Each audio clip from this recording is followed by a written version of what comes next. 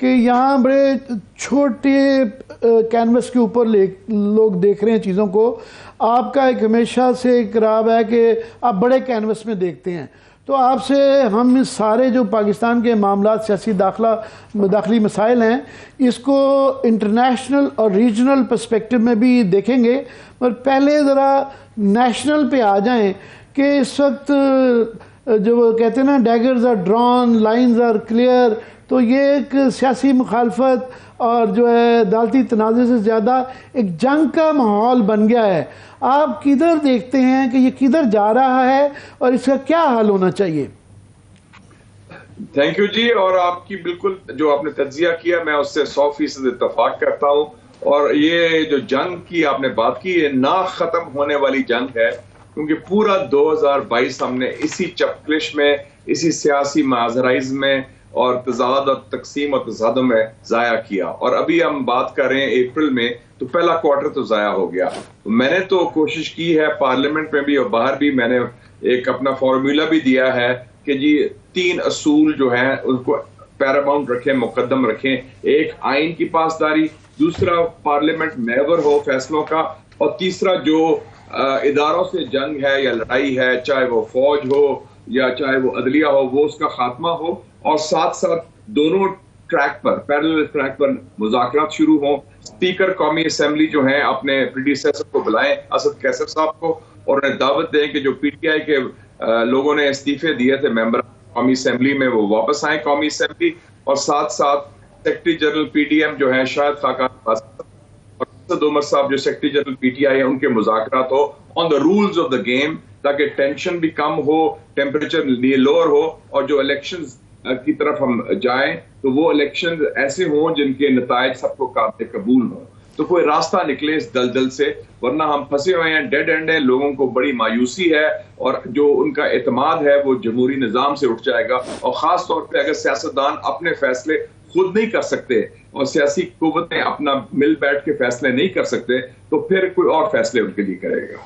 شاہ صاحب، آپ نے تو اس میں کوئی اصولی طور پہ بحث نہیں ہے کہ آئین کے اندر ڈائیکاٹمی آف پاور ہے، سپریم کورٹ کا ایک رول ہے، ایک مقننہ کا رول ہے، ایک ایگزیکٹو کا رول ہے، مگر یہاں پہ تشریحوں پہ بھی بحث ہے، رول کے اوپر بھی بحث ہے. جس طرح آپ نے فرمایا کہ آپس میں جب تک ڈائلاگ ہوتے ہوئے بالکل نظر نہیں آ رہے، اور وہ کہتے ہیں کہ جی پیپلز پارٹی نے 1-2 آوازیں سنی ہیں، مگر پرائم منسٹر کہتے ہیں کہ نہیں، یہ پہلے شرائط کے ساتھ یہ معافی مانگیں گے تو آئیں گے، وہ معافی مانگنے کے لیے تیار نہیں ہیں. یہ کافی دن سے بحث ایک قسم کی ختم ہو گئی ہوئی ہے، کبھی دور دور تک ابھی ڈائلاگ کا نہیں آ رہا.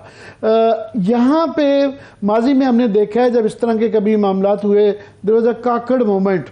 آپ کو تو بڑا کلیئرلی یاد ہوگا میرے سے زیادہ کہ وہاں پہ مگر صورتحال ذرا مختلف تھی کہ ایک پارٹی نے ون کرنا تھا، دوسری نے لوز کرنا تھا.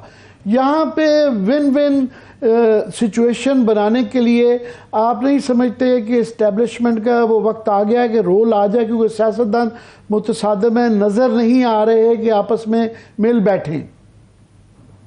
دیکھیں جی، ایک تو ڈائلاگ کی جو بات کی میں شرطوں کی اور یہ پہلے پری کنڈیشنز، ہم نے مودی صاحب کو ڈائلاگ آفر کیا، اس میں تو ہم نے کوئی شرط نہیں لگائی تھی. ہم نے دہشت گردوں سے ڈائلاگ کیا پچھلے سال، جنہوں نے ہمارے بچوں کو شہید کیا ہے، جنہوں نے سارے ظلم اٹھائے ہیں، ان سے تو ہم نے کوئی شرط نہیں ہم نے لگائی تھی کہ آپ معافی مانگیں یا توبہ کریں. تو میرے خیال میں یہ جو پری کنڈیشنز کی بات ہے، یہ میرے خیال میں نان ایشو ہے. یہ بڑے دل سے اور بڑی سوچ سے ہمیں کرنا. دوسرا جو آپ نے بڑی امپورٹنٹ بات کی، دیکھیں جی پاکستان کا ایک لینڈسکیپ ہے اور آپ اس کو خود بھی بڑے ایکٹیو ہیں. اس کو تو آپ کو you are in the centre stage of the Pakistani journalism. Kakar moment کی بات کی، میں کہتا ہوں کہ وہ اس کی ہسٹورک اس لیے ہے کیونکہ وہ پہلا سافٹ کو تھا. کیونکہ سافٹ کو یہ تھا کہ جب تصادم ہو گیا اداروں میں تو وہ انہوں نے انٹروین کیا، سافٹ کو کیا. سافٹ کو ہوتا ہے ٹینکس کے بغیر، لیکن وہ خود ڈائریکٹلی آئے. انہوں نے پرائم منسٹر، پریزیڈنٹ، چاروں گورنر، چاروں چیف منسٹر کو فارغ کیا. انہوں نے پرائم منسٹر واشنگٹن ڈی سی سے امپورٹ کیا معین قریشی صاحب کو، اور وہ وائس پریزیڈنٹ تھے ورلڈ بینک کے. اور انہوں نے پھر کولنگ آف پیریڈ ہوا، پھر الیکشنز ہوئے. تو وہ آپ نے دیکھ لیا کہ وہ رزلٹ کیا ہے. اس سے پہلے 1977 میں جنرل ضیاء صاحب کا جب دور شروع ہوا، اس میں بھی یہ اتنی تصادم تھا اور تضاد تھا. اس میں آپ کو یاد ہوگا we were young those days کہ سعودی عربیہ کا جو سفیر تھا ریاض الخطیب, پہلے انہوں نے مذاکرات کیے, he mediated between P N A and P P P, لیکن آخر میں ملٹری کو ہو گیا. تو آپ کے سامنے مثالیں ہیں, یا ملٹری کو یا سافٹ کو. اگر یہ مسئلے حل نہیں ہوں گے, اگر سیاستدان مل بیٹھ کے نہیں ہوں گے, ڈیڈ لاک کنٹینیو کرے گا, شاید معاشی بحران ہے, economic crisis, political crisis, constitutional crisis, دہشت گردی کا پھر سر اٹھانا, دین آپ کو پتا ہے کہ پھر کیا رزلٹ ہوگا. کوئی نئی بات, کوئی راکٹ سائنس نہیں ہے, اس کے نتائج وہی ہوں گے جو ماضی میں ہوئے ہیں, اور پھر بعد میں ہم روئیں گے کہ جمہوریت کو بحال کریں اور یہ کریں وہ کریں, لیکن سب فارغ ہو جائیں گے. There will be no win win in that situation. Shah Sahib وہاں پہ تو وہ کلیئرلی یہ کہا جا رہا ہے, اور یہ گورنمنٹ کہہ رہی ہے, ورنہ نارملی ماضی کے اندر یہ اپوزیشن کہتی ہوتی تھی کہ جناب یہ اکتوبر میں بھی الیکشن نہیں ہو جائے کچھ بھی, جس کا مطلب کلیئرلی آتا ہے کہ ان کو کوئی اعتراض نہیں ہے. جو خدشات آپ جن کا اظہار کر رہے ہیں, اور ہم سب بھی پریشان ہیں اس پہ, کہ ہم نے ماضی میں دیکھا ہے کہ اس کا نتیجہ کبھی بھی اچھا نہیں رہا. اور اس دفعہ جو ملک کے حالات ہیں, جس طرح آپ نے ابھی بیان کیا, پولیٹیکل سچویشن اور جو ہے اقتصادی سچویشن, اس پہ میں صرف ایڈ کر دوں کہ ابھی مفتاح اسماعیل کا میں بیان دیکھ رہا تھا, انہوں نے کہا کہ یہ پہلے جو 2-3 بلین کا کہا جا رہا تھا کہ جی کی انشورنس چاہیے, انہوں نے کہا جی آئی ایم ایف کو $6 بلین کی انشورنس چاہیے, جو کہ ابھی نظر نہیں دور دور تک آ رہی. سوال میرا آپ سے یہ ہے کہ یہ جو اس وقت صورتحال ہے, اس کو 2-3 زاویے سے دیکھا جا سکتا ہے. ایک یہ کہ جناب یہ کوئی P T I versus P D M ہے, ایک ہے کہ پارلیمنٹ ورسز جوڈیشری ہے. میرا ذاتی خیال ہے کہ یہ اس وقت اسٹیبلشمنٹ ورسز جوڈیشری ہے. آپ اس کو کیسے دیکھ رہے ہیں؟ دیکھیں جی, پہلے تو میں سمجھتا ہوں کہ ایک زمانے میں اسٹیبلشمنٹ جو ہم کہتے تھے, اور میں نے ایک دفعہ ڈیفینیشن بھی دی تھی اسٹیبلشمنٹ کی, ایک آرٹیکل میں نے مجھے یاد ہے میں آپ کا پرانا قاری ہوں, اور وہ اس لیے آج کی جنریشن کو نہیں یاد ہوگی, مجھے یاد ہے. اور مرحوم اسٹیفن کوہن نے کہا تھا, اس نے اپنے کتاب جو آئیڈیا آف پاکستان میں سپورٹ بھی کیا کہ یہ بہترین ڈیفینیشن ہے اسٹیبلشمنٹ کی. اس وقت کوئی اسٹیبلشمنٹ نہیں ہے. اسٹیبلشمنٹ میں آتی ہے جوڈیشری بھی, اسٹیبلشمنٹ آتی ہے بیوروکریسی بھی اسٹرانگ, اور اسٹیبلشمنٹ کے جو اعلیٰ کار ہوتے ہیں یا ایلائز ہوتے ہیں, اس میں میڈیا موگلز, آپ لوگ بھی, اور بزنس بیرنس.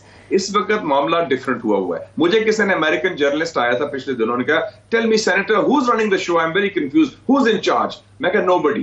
کہنا what do you mean no buddy? میں کہا دیر آر 5 پاور سینٹرز.